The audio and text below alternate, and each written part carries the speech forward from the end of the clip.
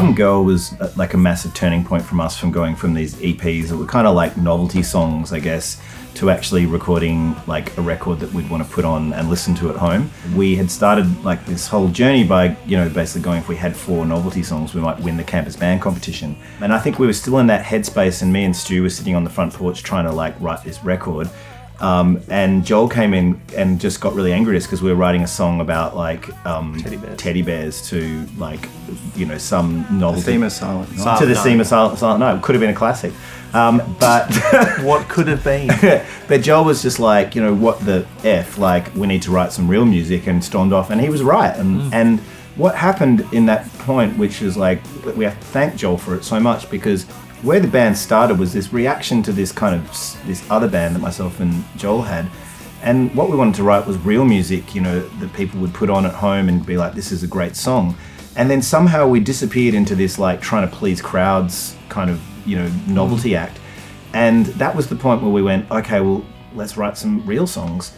And so we wrote this record, and we were really, really proud of it. And we, you know, we drew on all of our favorites of, like, you know, the Beatles, and we'd been driving around listening to Supergrass and those kinds of Granddaddy and stuff. And so we put all that you know, stuff in the pot, and we went to make this record.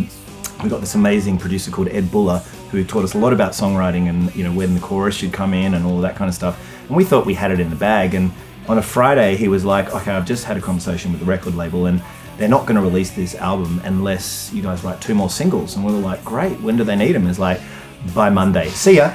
And so over that weekend, we had to write 2 more singles. And the first one we sat down to write was a song called Who Sold Her Out.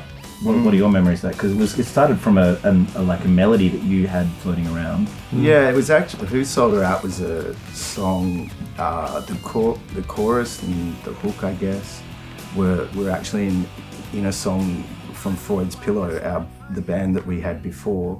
I can't remember if we changed the lyrics much, but because we were under this 2-day time pressure thing, that existed already, and then Cav wrote the verses and we just put them together. So that was one song. And it was a quick and easy way of doing it, because half of it sort of existed before. So that's my kind of memory of it. It wasn't really about anything. I don't think any of the Freud's Pillow songs were about anything, but like Cav wrote the verses which made it about something, gave it some context, and then we put that together, and then that was it. You know, what do you remember from that?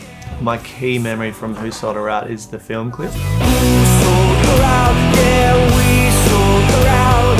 Who sold her out? Yeah. The director had an idea of us running for basically the whole clip, and so we had a Harley Davidson with a cameraman on the back, and we just ran behind this Harley Davidson for 9 hours. And I think we ended up at about 4 a.m. at a multi-level car park and running up and down hills, just like to really stick the knife in. And then we were in this beautiful boutique hotel, the likes of which we'd never stayed in, because we were used to sleeping in backpackers with 12 other guys in the same room that we'd never met before, who cooked nothing but steak. And so we woke up the next day. We woke up the next morning in this beautiful hotel, and I was so ready to explore Melbourne, and literally couldn't move.